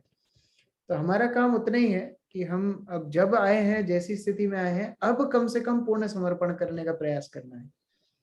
जब गुरु महाराज ने हमें दीक्षा दी थी, उस समय प्रवचन में बताया था कि हो सकता है आज आप दीक्षा ले रहे हैं, आज आप पूर्ण समर्पित नहीं हैं, लेकिन यह सुनिश्चित करना कि कम से कम मृत्यु के पहले 100% समर्पित हो जाए। कम से कम यह प्रयास करना कि मरने के पहले 100% हो जाए। तो अब मृत्यु तो कभी भी आ सकती है, तो हमें तैयार रहना चाहिए कि गुरु कृष्ण के ऊपर 100% हम निर्भर हैं। बाकी फिर वो उनका काम वो देखेंगे कि कैसे हमारे अनर्थों को साफ करके हमको भगवत धाम ले जाना है, वो उनकी जिम्मेदारी है। Thank you. ठीक है, अभी थोड़ी अष्टांग योग की बातें करते हैं। यह बहुत फेमस है, भारत में लोग इसको बड़ा पसंद करते हैं, विदेशों में भी बड़ा प्रचलन में है। हमारे शरीर में सप्त चक्र होते हैं। मूलाधार चक्र जो सबसे निम्न स्तर पे चक्र होता है, उसके बाद स्वादिष्ठान चक्र, मणिपुर चक्र, अनहत चक्र, विशुद्ध चक्र, अज चक्र और फिर सहस्त्र चक्र। तो योगी क्या करते हैं, योगी का प्रयास होता है मूलाधार चक्र से शुरुआत करता है योगी। मूलाधार चक्र से ऊर्जा को समेटना शुरू करता है, इकट्ठा करना शुरू करता है, और उस ऊर्जा को इकट्ठा करके प्राण अपान जितनी उसकी वायु इन सबको इकट्ठा करते हुए वो स्वादिष्ठान पे लाता है, फिर मणिपुर पे लाता है, ऊपर ले जा के सहर्ष जो क्राउन हेड जिसको बोलते हैं, जिसको ब्रह्मरंध्र बोलते हैं, सहर्ष चक्र के ऊपर वो अपनी सारी ऊर्जा को एकत्र कर लेता है। यह योगी अपना योग बल से करने में सक्षम होता है। अष्टांग योग की सिद्धि समाधि स्तर सहर्ष चक्र को एक्टिवेट करने को कहते हैं। लेकिन भक्त अपनी भक्ति शुरुआत ही करते हैं सहस्त्र चक्र से। इसका प्रमाण क्या है? ब्रह्म संहिता का दूसरा श्लोक किसको याद है? सेकंड श्लोक। पहला श्लोक तो सबको ही याद होता है, इस्कॉन में आने के सबसे पहले वही याद होता है, ईश्वर परमा कृष्ण सच्चिदानंद विग्रह। सेकंड श्लोक क्या है? चिंतामणि। चिंतामणि नहीं है, आलोक दूसरा है। आलोक चंद्र नहीं, सेकंड श्लोक हम लोग ब्रह्म संहिता में जनरली पाठ नहीं करते हैं, अभिषेक के समय चिंतामणि से ही शुरू करते हैं। लेकिन सेकंड श्लोक ब्रह्म संहिता जो किताब आप पढ़ेंगे भक्ति सिद्धांत सरस्वती ने लिखी है, सहस्र पत्र कमलम गोकुलाख्यम महत्पदम तत्कर्णिकारम तद्धामम तद अनंतांश संभवम। ये ब्रह्म संहिता का सेकंड श्लोक है जो भगवत धाम का वर्णन शुरू करता है, और उसमें बताया गया है कि सहस्त्र पत्र कमलम, भगवत धाम क्या है? सहस्त्र पत्र कमलम, सहस्त्र पत्रों का कमल है। गोकुलाख्यम महत्पदम, ये गोकुल है जहां भगवान रहते हैं। और भक्त क्या करता है? भगवान के चरण कमलों का स्मरण करता है। इसका मतलब वो पहले से ही सहस्त्र चक्र के ऊपर फोकस करता है। ये सहस्त्र चक्र मतलब क्या है? भगवत धाम की शुरुआत होती है सहस्त्र चक्र से, और भक्त शुरुआत ही करते हैं अपने ध्यान का सहस्त्र चक्र से। ये जो सहस्त्र चक्र का मतलब क्या है? भगवान का भगवत धाम, जो सहस्त्र पत्तियों का कमल है जिधर भगवान अपने लीला करते हैं, इसी को सहस्त्र चक्र बोला जाता है। ये योगियों को मालूम ही नहीं है, तो वो अपनी ऊर्जा को यहाँ इकट्ठा करके बैठे रहते हैं, मृत्यु का वेट करते रहते हैं। और आगे भगवान बताएंगे कि उनके प्राण कब निकलने पे उनको सदगति मिलती है। हर कभी भी नहीं, एक फिक्स टाइम में ही प्राण निकलना चाहिए। लेकिन भक्त लोग उससे आगे बढ़ते हैं, उनको केवल कमल के ऊपर फोकस नहीं है, कमल के अंदर तो राधा कृष्ण लीला कर रहे हैं, उसके ऊपर उनका फोकस है। इसलिए भक्त लोग योगियों से श्रेष्ठ हैं। उनका विचार, उनका ध्यान, उनका एकाग्रता भगवान के लीलाओं के ऊपर, गुण रूप नाम लीला के ऊपर चला जाता है, वह केवल ऊर्जा के ऊपर नहीं रहते। इसलिए भगवान बोलते हैं सब कुछ छोड़ के क्या करो? अनन्य चेता सततम, अनन्य भाव से अपने चित्त को मुझ में लगाओ। कब लगाओ? दिन में एक बार दो बार नहीं, सततम, हमेशा। यो माम स्मरति नित्य शाह, दोबारा से नित्य शाह बोल रहे हैं, एक ही श्लोक में दो बार। सततम और नित्य दोनों का मतलब होता है हमेशा, निरंतर, निरवधि। तो हमेशा सततम, नित्य रूप से मेरे ऊपर चित्त लगाओ। और क्या करो? तस्याम सुलभ पार्थ, सुलभ, सुलभ मतलब सुलभ मतलब बहुत आसानी से मैं उन्हें मिल जाता हूं। किसको मिलता हूं? फिर से तीसरी बार बोल रहे हैं, नित्य युक्तस्य योगिना, जो नित्य रूप से युक्त रहते हैं। 3 बार बोल दिया नित्य, हमेशा हमेशा हमेशा। भक्ति के 2 गुण भागवत में क्या बताए हैं? भक्ति के 2 गुण हैं। भक्ति कैसी होनी चाहिए? दो चीजें भागवत में बताई हैं।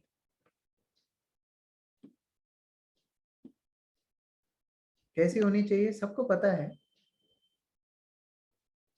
निष्काम भाव से बोलिए। निष्काम भाव, हाँ। भक्ति भागवत में 2 शब्दों का इस्तेमाल हुआ है भक्ति के लिए। अहेतु की अप्रतिहता, अहेतु की, अहेतु की मतलब अनन्य चेता, अनन्य भाव से, और अप्रतिहता मतलब बिना रुकावट के नित्य रूप से चलता रहे। भगवान 3 बार बोल रहे हैं यहाँ, सततम नित्यशा नित्य युक्ता, 3 बार।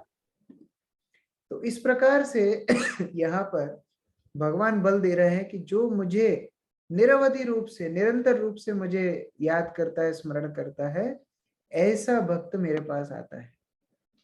पढ़िए।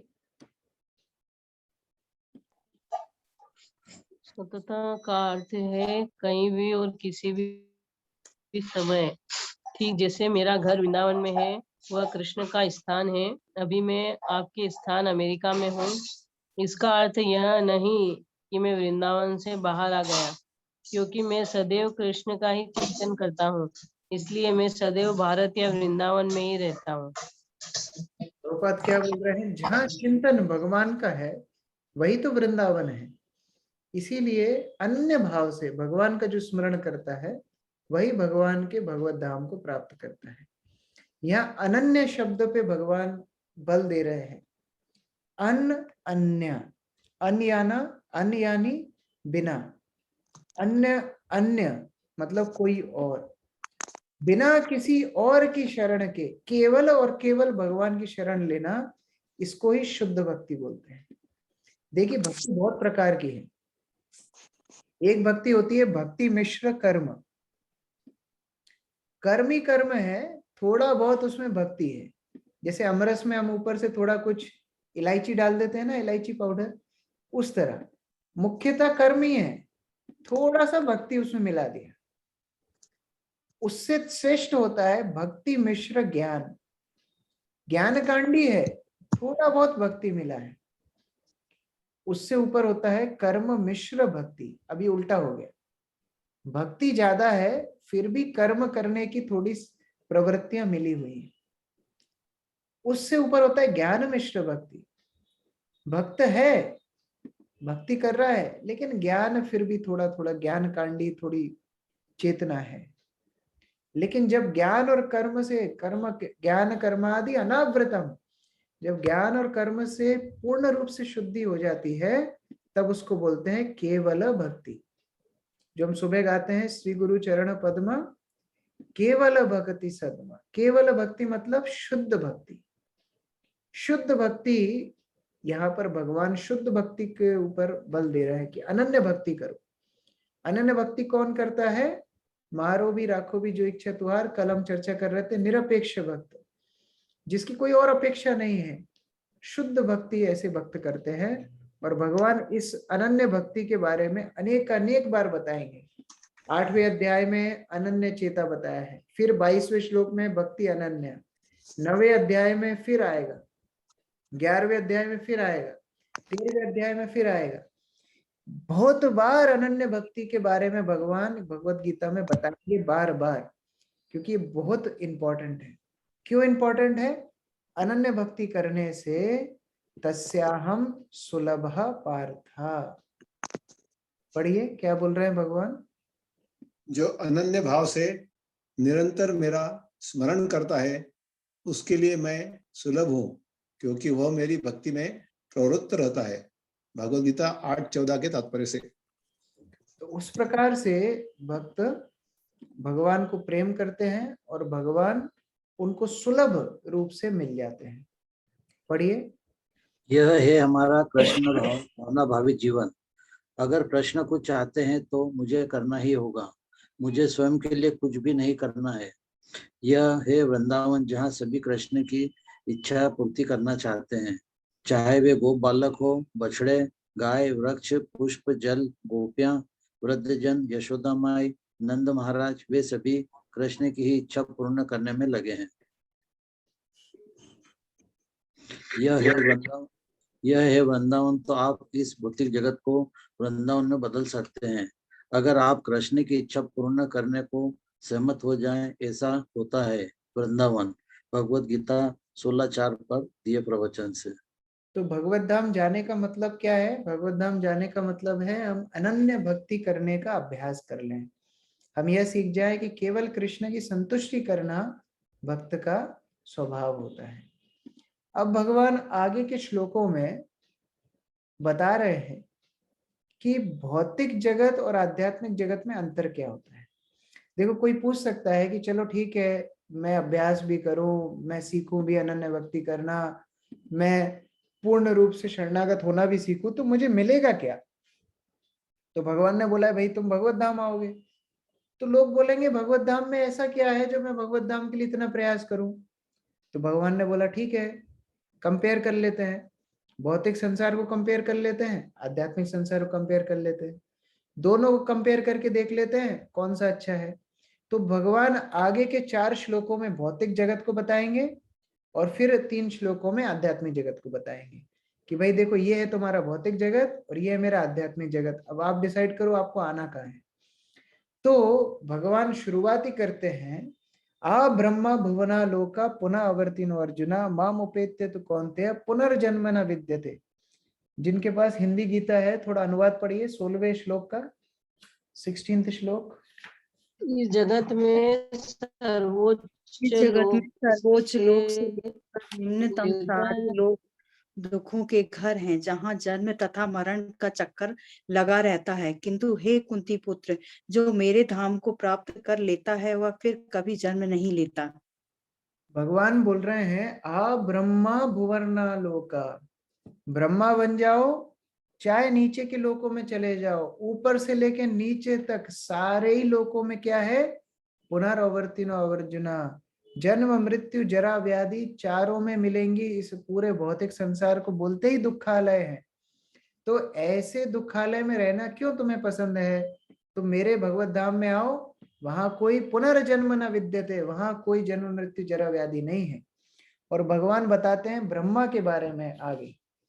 कोई बोल सकता है कि चलो ठीक है, पृथ्वी लोक में तो बड़ी समस्या है, देवता बन जाएंगे, देवता बनेंगे, बार बार लोग आक्रमण करेंगे, कभी राक्षस आएंगे, तो चलो ब्रह्मा बन जाते हैं, ब्रह्मा जी को तो कोई संकट नहीं होना चाहिए। तो भगवान इस भौतिक संसार के सबसे उच्चतम जीव ब्रह्मा के ही बारे में बता रहे हैं। मान लो ब्रह्मा ही परेशान है तो और कोई कहां से परेशान नहीं होगा। तो भगवान ब्रह्मा के बारे में बता रहे हैं कि भैया ब्रह्मा को भी मृत्यु आएगी। कितनी लंबी आयु है ब्रह्मा की? भगवान बता रहे हैं 1000 चतुर्युग के बराबर ब्रह्मा का एक दिन होता है। अब ये चतुर्युग क्या है? जब एक बार सतयुग, त्रेतायुग, द्वापर युग, कलयुग ऐसे करके एक बार निकल जाते हैं 4 युग, इसको एक चतुर्युग बोलते हैं या एक दिव्य युग बोलते हैं। ऐसे दिव्य युग जब 1000 बार निकल जाएंगे तो ब्रह्मा का एक दिन होगा। और ऐसे दिनों से महीना बनेगा, 30 दिनों से, ऐसे 12 महीनों से एक साल बनेगा, और ऐसे 360 दिन ब्रह्मा एक साल जीते हैं। फिर 100 साल इसी तरह ब्रह्मा अपनी आयु निकालेंगे, तब एक ब्रह्मा की मृत्यु होगी। समझ में आया?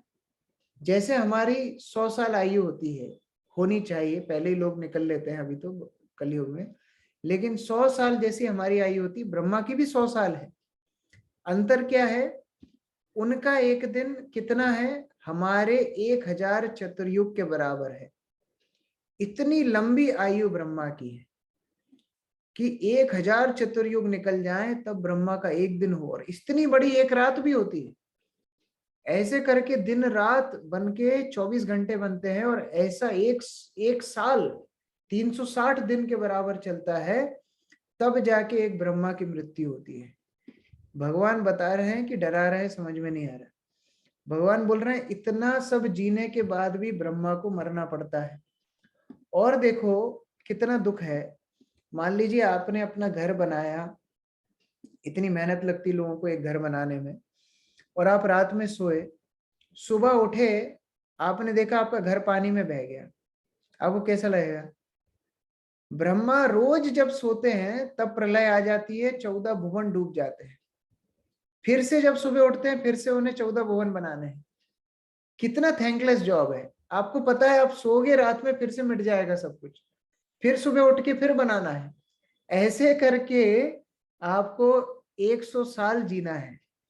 तो कृष्ण बोल रहे हैं, क्यों अर्जुन, क्यों पड़े हो इस सब में, इन सब को छोड़ो, मेरे धाम में आओ। पुनः आवर्ती ना, बार बार लौटना पड़ेगा। पढ़िए। दिन में उन्हें भौतिक कार्यों के लिए नाना शरीर प्राप्त होते रहते हैं, किंतु रात्रि के होते ही उनके शरीर विष्णु के शरीर में विलीन हो जाते हैं। वे पुनः ब्रह्मा का दिन आने पर प्रकट होते हैं। यहाँ पर उन्हें से मतलब क्या है, जीवात्मा। ब्रह्मा के दिन के समय तो सारी जीवात्माओं को अलग अलग शरीर मिलते हैं, सब अपने अपने कार्यों में रत हो जाते हैं। और जैसे ही ब्रह्मा की रात होती है वैसे ही वो लोग महाविष्णु के शरीर में फिर विलीन हो जाते हैं। ऐसे ही बार बार आना जाना, जन्म मृत्यु जरा व्याधि चलता ही रहता है। पढ़िए।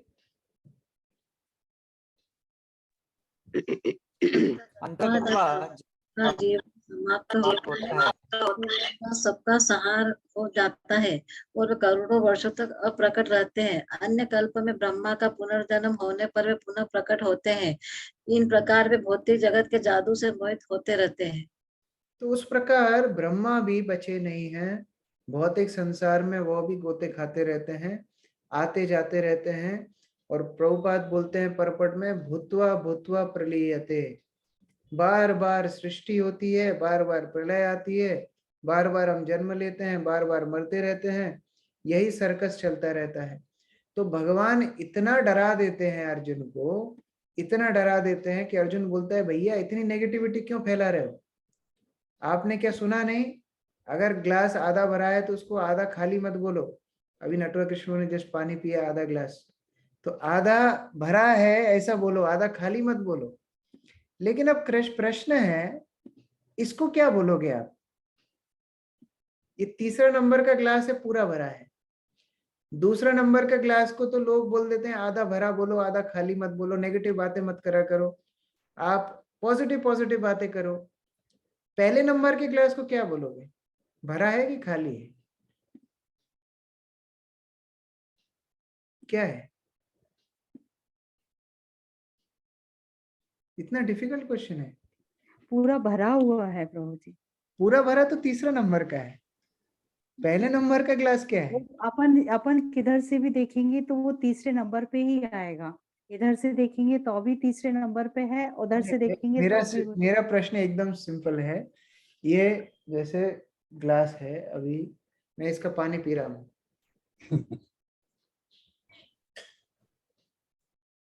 अभी ये क्या है? खाली। हाँ, खाली है। तो खाली ग्लास को तो खाली बोलना पड़ेगा ना। ये क्या बोलेंगे, हवा से भरा हुआ है, क्या बोलेंगे? इसी प्रकार भगवान नेगेटिव बात नहीं कर रहे हैं, जो सत्य है उसको ही तो बता रहे हैं। खाली मतलब भगवत धाम में जो आनंद है भौतिक संसार में वो नहीं है। भौतिक संसार में जो कष्ट है, दुखालय, उसको वैसे ही बताना पड़ेगा। तो भगवान अर्जुन को बोलते हैं, नेगेटिविटी नहीं फैला रहा हूं मैं, असलियत बता रहा हूं तुमको भौतिक जगत की। अगर तुम्हें खुश होना है, सकारात्मक बात सुननी है, तो आओ तुमको ऐसी जगत के बारे में बताता हूं जहां गम भी ना हो, आंसू भी ना हो, प्यार ही प्यार बहे। तो यह है भगवत धाम, आध्यात्मिक जगत। ये भगवत धाम के बारे में भगवान आगे श्लोकों में वर्णन कर रहे हैं कि मेरा भगवत धाम कैसा है। आध्यात्मिक जगत 20 से 22 श्लोकों में, 20, 21, 22 3 श्लोकों में भगवान भगवत धाम का वर्णन कर रहे हैं। तो अभी हम फिर से टीम बनाएंगे, आपके पास केवल 5 मिनट का समय रहेगा। आपको इन श्लोकों को पढ़ना है और इनका संक्षिप्त में बताना है कि आध्यात्मिक जगत को कैसे दर्शा रहे हैं। ठीक है, हमारे पास समय कम है, केवल 5 मिनट का समय मिलेगा। मैं टीम बना रहा हूं।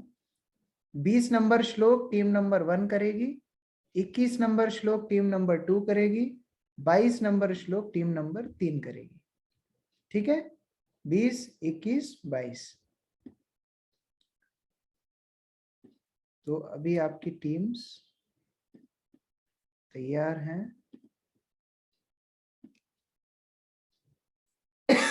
आप लोग ज्वाइन कर सकते हैं, 5 मिनट का समय है, फिर हम वापस मिलेंगे और आपको बताना है कि आध्यात्मिक जगत का वर्णन कैसे हो रहा है।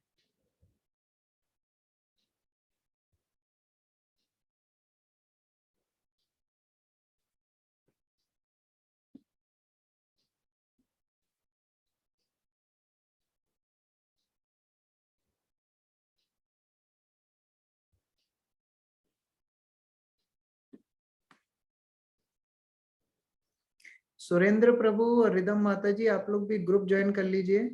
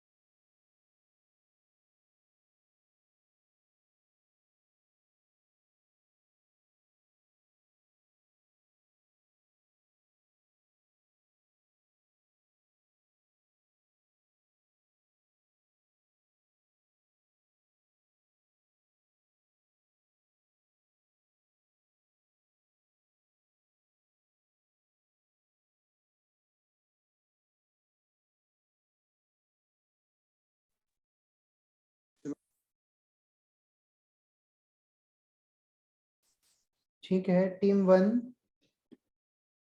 बताइए। हरे कृष्णा। टीम 1 में से हम लोगों ने श्लोक 20 से 2 पॉइंट्स निकाले हैं। इसमें कृष्ण की पराशक्ति के बारे में बताया है और यह बताया है कि वह दिव्य है, उसका कभी नाश नहीं होता है, पृथ्वी के नष्ट होने के बाद भी यह रहती है। और दूसरा है कि यह भौतिक जगत के गुण से पूरी विपरीत होती है। तो यहाँ पर संस्कृत शब्द कौन कौन से यूज किए गए हैं?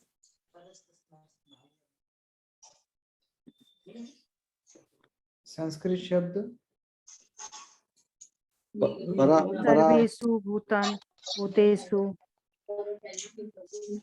नश्यतसु। परा और अपरा शक्ति के बारे में बताया गया। यह परा श्रेष्ठ है और शाश्वत। एक जो बताया है ना आपने कि विनाश नहीं होता है, मूंग दाल की लौंग लेने 2-3। ना विनश्यति और सनातना, दोनों ही शब्दों से भगवान के भगवत धाम के बारे में बता रहा है कि भौतिक जगत तो क्या है, भूत्वा भूत्वा प्रलीयते, बार बार नाश होता है, लेकिन भगवत धाम सनातन है और ना विनश्यति, उसका कभी विनाश नहीं होता। सेकंड ग्रुप गोलोकेश्वर दास जी बोल रहे हैं। हरे कृष्ण प्रभु जी। इसमें भगवत धाम को जो है वो अक्षर कहा गया है और अव्यक्त कहा गया है दो इसमें, और उसको पराम गतिम भी गई है कहा गया है, मतलब 3 चीजें बोला गया है। तो पराम गतिम मतलब क्या होता है? ये कि प्रभु जी वो सुप्रीम डेस्टिनेशन है, मींस वहां पे जाने के बाद मतलब व्यक्ति नीचे नहीं आता, मतलब उसकी और कोई इच्छा नहीं रहेगी उधर जाने के बाद और कुछ प्राप्त करने के लिए, और उससे श्रेष्ठ कुछ नहीं है। Very good. और टीम थर्ड?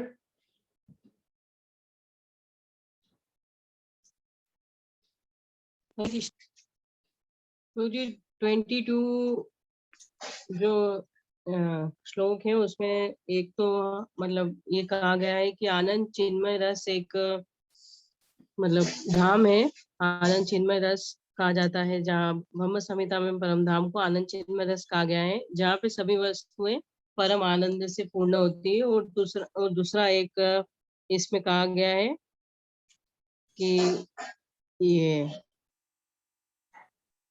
एको वशी सर्व कृष्ण, उस धाम में केवल परम धाम है जहाँ पे एको वशी सर्व कृष्ण, उस धाम में केवल एक ही भगवान रहते हैं, कृष्ण और वहां ही है वो। पहुंचता कौन है? वहां पहुंचता कौन है? कौन जा सकता है वहां? पहुंचता कौन है? 22वें श्लोक में क्या बताया है? कौन पहुंचता है? भक्ति जो करते हैं सभी हाँ, शुद्ध भक्ति के द्वारा ही उस धाम को प्राप्त कर सकते हैं। उस प्रकार से बताया है कि भगवत धाम सनातन है, कभी विनाश नहीं होता, उससे ऊंचा कोई और उपलब्ध करने लायक वस्तु नहीं है। और कैसे भगवत धाम तक पहुंचा जा सकता है? भक्ति के द्वारा। तो उस प्रकार भगवान भौतिक संसार और आध्यात्मिक संसार को कंपेयर किए हैं कि कैसे भौतिक संसार नश्वर है, उसमें जन्म मृत्यु जरा व्याधि है, जबकि आध्यात्मिक संसार नित्य है, शाश्वत है, पराम गतिम है और भक्ति के पथ से पहुंचा जा सकता है। तो अब कोई बोले नहीं हम भक्ति नहीं करेंगे, हम तो अष्टांग योग करेंगे। अष्टांग योग के माध्यम से आप बताओ, हमने 6 अपने सारे चक्र एक्टिवेट कर लिए, हमारे ब्रह्म रंध्र में सारी शक्ति रखी हुई है। अब आप बताओ कि अष्टांग योग से हम कहाँ पहुंचेंगे? तो भगवान बोले ये भी आंसर सुन लो। योगी क्या करते हैं? योगी अपने योग के माध्यम से ब्रह्म ज्योति तक जाते हैं। अगर परमात्मावादी है तो वैकुंठ जा सकता है, लेकिन अधिकांश योगी ब्रह्म ज्योति में जाते हैं। ब्रह्म ज्योति में भी कौन जाएगा? जिसका शरीर इन परिस्थितियों में छूटेगा।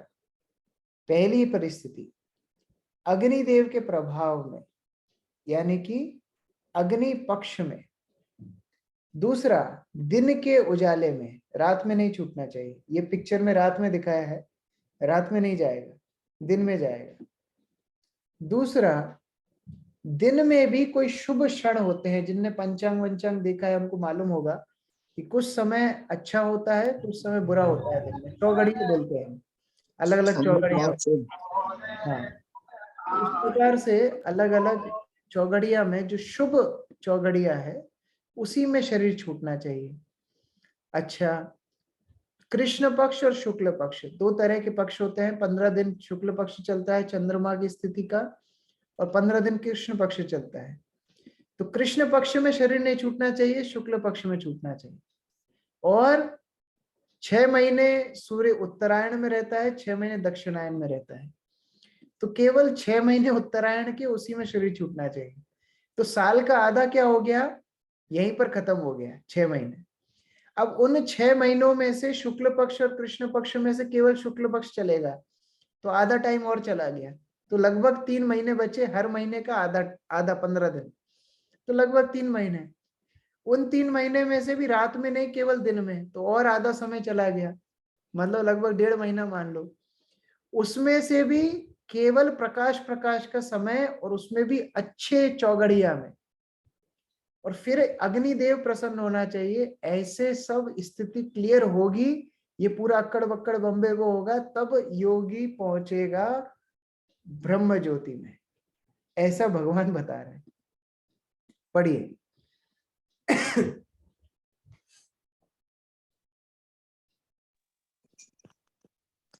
अगर कोई अकस्मात या योजना पूर्वक उपयुक्त समय पर शरीर त्याग करता है तो उसके लिए निर्विशेष ब्रह्म ज्योति प्राप्त पाना संभव होगा, भगवद गीता के तात्पर्य से। इतना सब करने के बाद भी कहाँ जाएगा? ब्रह्म ज्योति जाएगा। अच्छा, नहीं कर पाया तो? अगर रात्रि में शरीर छूट गया, कृष्ण पक्ष में छूट गया, दक्षिणायन में छूट गया, तो क्या होगा? वो चंद्रलोक में जाएगा, वहां पर अपने अच्छी तपस्या के लिए थोड़ा भोग करेगा और फिर से पतंती अधा, फिर से पृथ्वी पे आ जाएगा। तो अगर नहीं कर पाया उसमें प्राण त्याग, तो ये स्थिति होगी। प्राण त्याग अच्छी स्थिति में किए जो भगवान ने बताए हैं, तो भी कहाँ जाएगा? ब्रह्मलोक जाएगा, सॉरी ब्रह्म ज्योति जाएगा। तो फिर अब क्या करें? पढ़िए।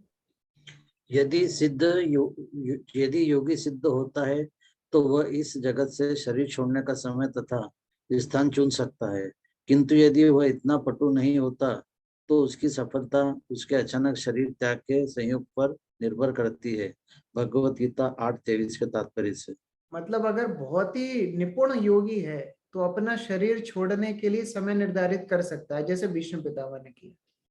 लेकिन अगर इतना निपुण नहीं है तो फिर जो संयोग से जब शरीर छूटेगा उसके हिसाब से या तो चंद्रलोक जाएगा या ब्रह्म ज्योति जाएगा, भगवत धाम तो फिर भी नहीं जाएगा। तो भगवान इतना बता क्यों रहे हैं? जैसा मैं पहले बता रहा था, 10-12 घंटे पढ़ाई करो, तुमको एक टॉफी देंगे। तो बच्चा सोचेगा इतना कौन मगजमारी करेगा, टॉफी तो वैसे ही मिल जाएगी। अभी चंद्रलोक जाना, ब्रह्म ज्योति जाने के लिए इतनी कौन मगजमारी करेगा? तो भगवान बोलते हैं, वेरी गुड अर्जुन, तुम समझ गए। हे अर्जुन, यद्यपि इन दोनों मार्गों को भक्त जानते हैं, किंतु वे मोहग्रस्त नहीं होते। अतः भक्ति में सदैव स्थिर रहो, सब भूल जाओ, क्या करो? भक्ति करो। तो भगवान ने इतना बताया क्यों? जिससे अर्जुन ये समझ जाए कि मुझे और कहीं मुंह नहीं मारना है, मुझे केवल भक्ति करना है, मुझे ना योग करना है ना अष्टांग योग करना है। क्योंकि अगर मैं अष्टांग योग में पूरा पारंगत भी हो जाऊं तो भी मुझे ये निर्णय करना पड़ेगा कि मेरा शरीर कब ठीक समय पे छूटे और उसके बाद में पहुंचूंगा ब्रह्म ज्योति तक ही। तो क्या फायदा है? जबकि यहाँ मैं खाऊंगा, पीऊंगा, नाचूंगा, गाऊंगा और भगवत धाम पहुंच जाऊंगा। तो इससे अच्छा तो मैं भक्ति करूं। तो यही भगवान अंत में बोल रहे हैं 27वें श्लोक में कि हे अर्जुन, भक्ति करो, भक्ति के पथ से तुम मुझ तक पहुंचोगे। पढ़िए। एक भक्त को यह जान लेना चाहिए कि इन दोनों मार्गों में से किसी की भी चिंता करना कष्टदायक है। कृष्ण भावना अपने तल्लीन होने की सर्वोत्तम विधि यही है कि भगवान की सेवा में सदैव रत रहा जाए। इससे भगवत धाम का मार्ग स्वतः सुगम, सुनिश्चित तथा सीधा होगा। वह जानता रहता है कि भक्ति के कारण भगवत धाम तक का उसका प्रयाण सुनिश्चित है। और फिर कोई पूछ सकता है कि अच्छा, हम भक्ति करेंगे, इतना सरल मार्ग है, तो क्या फिर ये भक्ति करने से ऐसा तो नहीं हो जाएगा कि हमें कुछ चीज मिले ना, जो योगियों को मिलती है, जो ज्ञानियों को मिलती है? तो वह डाउट भी भगवान क्लियर कर देते हैं। लास्ट श्लोक इस अध्याय का भगवान बोलते हैं, वेदेषु, जो वेद पढ़ने से फल मिलता है, मतलब ब्रह्मचारी व्रत का फल। यज्ञेषु, जो यज्ञ करने से मिलता है, मतलब गृहस्थ धर्म। तपस्सु चैव, तपा करने से, तपस्या करने से, यानी वानप्रस्थ और संन्यास लेने से जो फल मिलता है। दानेषु यत् पुण्यम फलम प्रतिष्ठम, दान दो, पुण्य करो, जो कुछ फल मिलता है। अत्येति तत् सर्वमिदं विदित्वा योगी परम स्थानुमापेति चाद्यम। भगवान बोलते हैं, वह मात्र भक्ति संपन्न करके इन समस्त फलों की प्राप्ति करता है और अंत में परम नित्य धाम को प्राप्त होता है। भगवान बोल रहे हैं, मेरा भक्त कुछ खोता नहीं है, उसको वो सब भी मिलता है जो कर्मी, ज्ञानी, ब्रह्मचारी, वानप्रस्थ, सन्यासी, सब जो कुछ वर्णाश्रम में है, जो कुछ ज्ञानी, कर्मी, योगी, सबको मिलता है, वहां मेरे भक्त को तो मिलता ही है। और बोनस, उसको मेरे धाम में आने का सौभाग्य मिलता है। इसलिए अर्जुन, मेरी अनन्य भक्ति में नित्य रूप से युक्त हो। उस प्रकार से भगवान अष्टम अध्याय में अर्जुन को भगवत प्राप्ति का रास्ता दिखा रहे हैं। आगे हम कल चर्चा करेंगे नवम अध्याय की। तो आप लोग घर में एक बार और इसको पढ़िए। एक बार पढ़ने से और ये क्लियर होगा कि 8th अध्याय कितना सिस्टमैटिकली भगवान बता रहे हैं कि कैसे जीवात्मा का स्वभाव से वो च्युत होती है, कर्म बंधन में पड़ती है, उससे छूटने का उपाय भगवान का स्मरण करना है। भगवान का स्मरण करने का लाभ क्या होगा कि वो भगवत धाम जाएगा। तो कोई पूछेगा कि भगवत धाम में ऐसा क्या है, तो भगवान फिर भौतिक संसार और भगवत धाम दोनों में कंपैरिजन बताते हैं और फिर अंततः में बताते हैं कि योगी कठिन प्रयासों से भी ब्रह्म ज्योति तक ही पहुंचता है। तो अर्जुन ये सब भूल के केवल मेरी शुद्ध भक्ति करो तो तुम मेरे भगवत धाम आओगे। तो इस प्रकार से अष्टम अध्याय समाप्त हुआ। आप लोग इसको एक बार पढ़िए और कोई डाउट होगा तो नेक्स्ट कक्षा में हम चर्चा कर सकते हैं। हरे कृष्ण। बहुत बहुत धन्यवाद प्रणाम प्रभु। जगत गुरु श्रील प्रभुपाद की जय। भक्त वृंद की जय। जय। यथारूप की जय। कृष्ण प्रभु जी की जय। हरे हरे कृष्ण प्रभु जी। हरे कृष्ण।